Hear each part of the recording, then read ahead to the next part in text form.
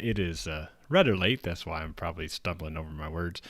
But I did want to give everybody a quick update on the potential weather we have overnight, and it probably will be more than a potential.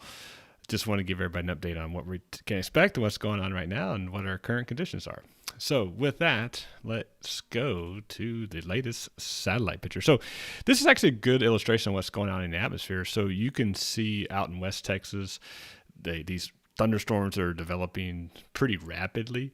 And we're going to see more of that. But the attention I wanted to kind of focus on is the dry line. And you can kind of get a good idea of the dry line right here. That's going to be a major player in what kind of thunderstorms we see overnight.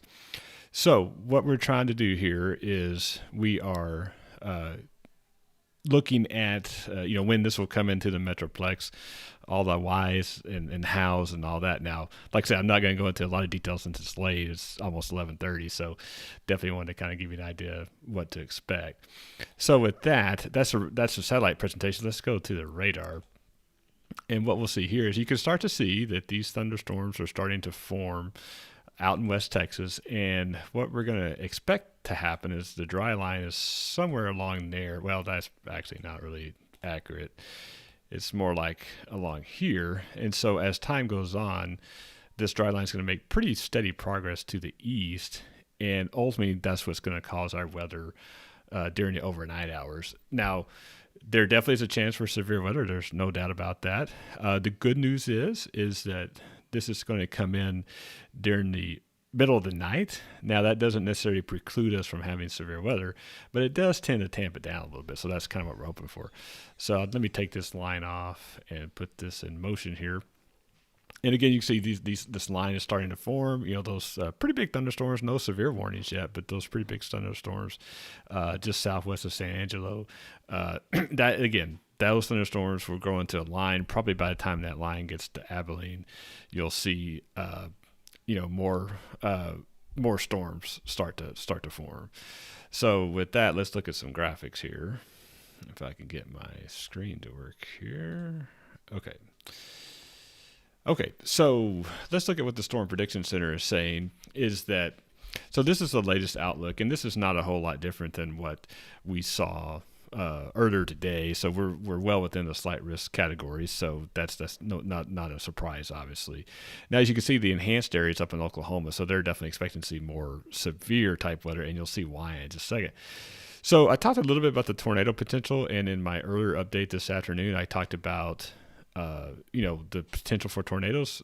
5%. We want to see that to be zero, of course, but this is not really the long track supercell type tornadoes that we saw in West Texas on Saturday, but these are the kind of tornadoes that can spin up along the squall line. They're really quite hard to predict. So that's why the Storm Prediction Center is putting that at a 5% chance, because there's a chance for that. I don't think it'll be a widespread thing, but it's definitely something to watch out for, especially when the squall line moves through. The wind potential, again, that's the biggest threat I think we have with these storms will be the gusty winds and possibly damaging winds. Hopefully we won't see a whole lot of that. And then lastly, the hail potential. That's why you saw the enhanced risk up in Oklahoma, because there's a 30% chance of severe hail up there. And like I said, luckily we're not seeing any of that, most likely, but it's still a possibility. So like I said in my last update, large hail, an inch in diameter or larger, which is not quite golf ball size, but close enough. And then damaging winds greater than 60 miles an hour in spots is our primary threats overnight, with the small chance of a spin-out tornado. Now, having said that, there will be some areas that in North Texas and Dallas-Fort Worth area proper that might not see much rain at all. So there is a decent chance that we'll see the squall line definitely grow and move into our area overnight. But it may break up a little bit because, as I talked about earlier today, we still have a capping inversion over us. Now, it's weakened quite a bit. And so when these storms come through, it will help weaken the cap. But I don't know if it's going to go away completely, and that will help the storms behave, as I like to say. Let's hope that's the case anyway. Okay, so let's look at the severe thunderstorm watch here. And so this is the watch. Now, it doesn't include Collin County, but again, I would say that just because it doesn't technically include Collin County, it doesn't mean that it's not going to do anything there. So it's just something that we just don't really pay much attention to that. So as the graphic says, the main threats, damaging winds up to 70 miles an hour. I don't think we'll see a whole lot of that, but we could. They're looking at hail up to 2 inches. Again, is that a possibility? Sure. Is it a probability? It's not looking like it at this point. But Mother Nature does tend to make fools of us sometimes, so we'll have to keep an eye on that. And then, of course, they do talk about the tornado or two possible. And again, I think that's the spin-up variety. So, and actually, I think I was looking at my computer. I don't know that my storm prediction center graphics came up. So let me fade back to that real quick. Okay, so I apologize about that. But again, just real quick, this is a hail potential. Most of it's in Oklahoma. This is nothing new. I was just saying that, but I don't think you were seeing it graphically. It's late. Maybe you were. I don't know. It's past my bedtime. The wind potential, you can kind of see that. There's definitely a good chance of that. And there you go. Updates on the fly, live Facebook. And then the tornado threat there, 5%. Again, not a big threat, but it's there. And then, of course, categorically, that's what we're looking at. And again, the most intense severe weather is really going to be in northwest Oklahoma, and that's really for a hail threat. So, okay, so with that, let's go back to the radar real quick before we wrap it up here, because like I said, it is past my bedtime.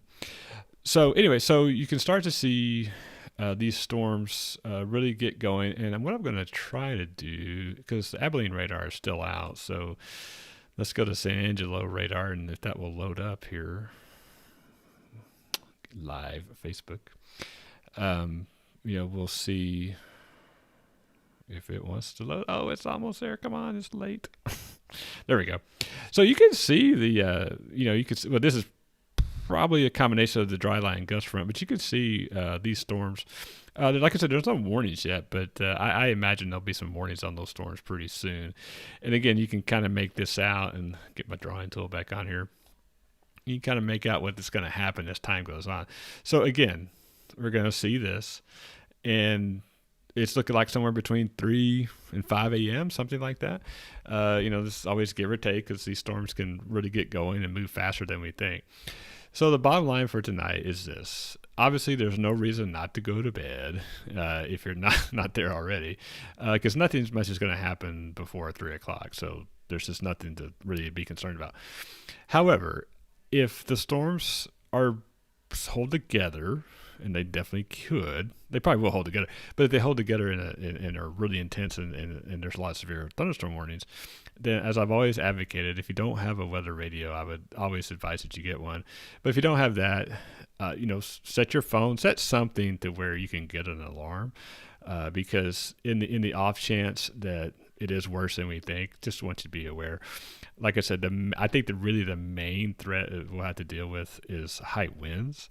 But a hail is definitely a possibility. So hopefully we won't get the dreaded combination of both at one time. So having said that, overall, is this a dire, severe weather type situation that we should really be concerned about?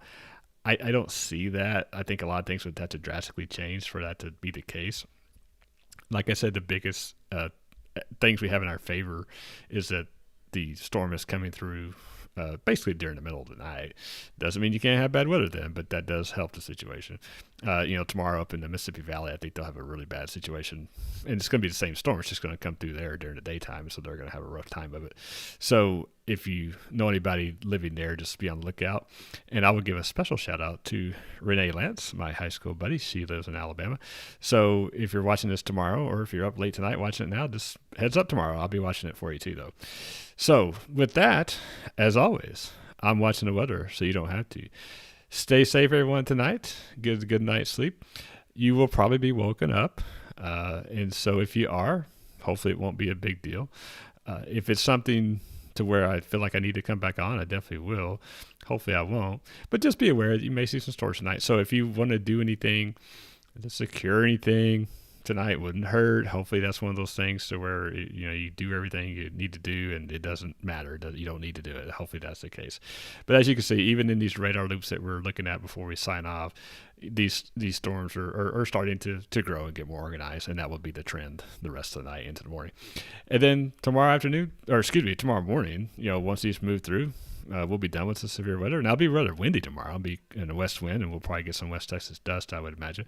Definitely be cooler, but that'll probably be the end of our rain until Monday, and then we'll start this probably all over again. It is springtime in North Texas, and we are in severe weather season now. So, as I said, as always, I'm watching the weather, so you don't have to.